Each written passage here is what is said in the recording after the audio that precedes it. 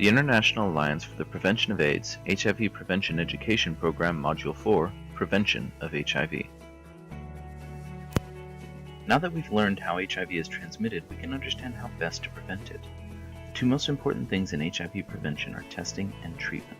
Remember, if we can reach the goals of the 90-90-90-0 initiative, 3/4 of people living with HIV would be virally suppressed and far less likely to transmit HIV.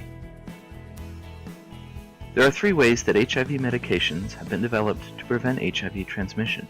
The first is simply treatment as prevention, or TASP. It means getting people living with HIV into treatment and virally suppressed, because when the virus in the body is virtually undetectable, it is virtually impossible to transmit.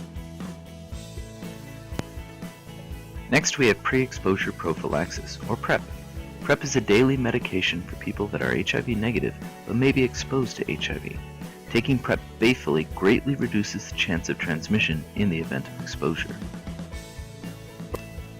Finally, there is also post-exposure prophylaxis, or PEP. PEP is a form of HIV medication that can be taken after an exposure to greatly limit the likelihood of transmission. It can be effective within 72 hours, but the sooner it is administered, the more likely it is to work. TASP, PrEP, and PEP are great ways to help prevent the transmission of HIV. The key word there being help. They should not be relied upon as the only means of prevention. By understanding the ways that HIV is transmitted, we can take additional steps to prevent it. When it comes to sexual transmission, we need to remember the ABCs. The A stands for abstinence, which is the only surefire way to prevent sexual transmission of HIV. The B stands for being faithful, and there are several components to this. First, all partners in the relationship are being faithful to the relationship. Also, all partners have been tested for HIV and have discussed openly their status. And if necessary, partners are being faithful to the medication they're on. C represents condoms, which are protective barriers that separate the fluids from the doors. There are both male and female condoms available. What's important is that we are using them correctly. It means we check for damage, follow the instructions.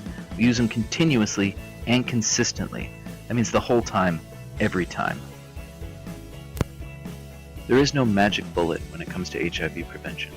No single method works best for everyone, and no one should rely on a single method. It is important that everyone considers carefully which methods work best for them at any time in their lives, and it's also important to reconsider anytime their situations may change. When it comes to blood-to-blood transmission, there are 2 simple rules to remember. First, get a new one. A new syringe. Get a new razor. A new needle in the tattoo gun, and for that matter, new ink as well. Now we recognize that's not always possible. So the second, sterilize it.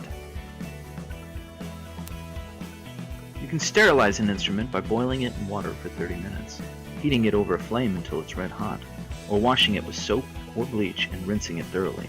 This will kill the HIV. In the case of needles, it's important to remember that HIV can stay alive in wet blood inside the needle for up to 4 weeks.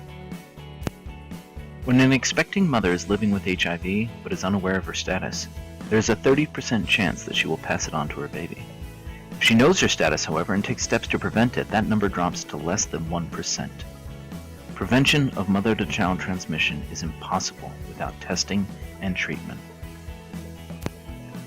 During pregnancy, the placenta separates the baby's and the mother's fluids. However, sometimes open wounds or tears can lead to transmission. It is imperative that all mothers are tested and on treatment as early as possible. When the virus is virtually undetectable, it is virtually impossible to transmit. Childbirth is a stressful and traumatic experience for both mother and child. Tiny open wounds on the baby's delicate skin can allow the mother's blood and vaginal fluids to enter. Getting tested and on treatment even just 24 hours before delivery greatly reduces the chance of transmission. If the viral load can't be brought down enough before birth, doctors can perform a cesarean section or C-section, carefully removing the baby from the womb, taking care not to break the skin. While the mouth itself is not a door, when a baby begins to teeth, open wounds appear in the mouth that can allow the mother's breast milk to enter. Once again, if a mother is tested and on treatment, the risk is greatly reduced. And she can also switch to formula when the baby begins to teethe. So let's recap. What is TASP and who is it for? What is the difference between PrEP and PEP? What are the ABCs of sexual transmission? How is blood-to-blood transmission prevented? And what must happen in order to reduce mother-to-child transmission to less than 1%? We have now completed Module 4, the prevention of HIV, and are ready to move on to Module 5, progression of HIV.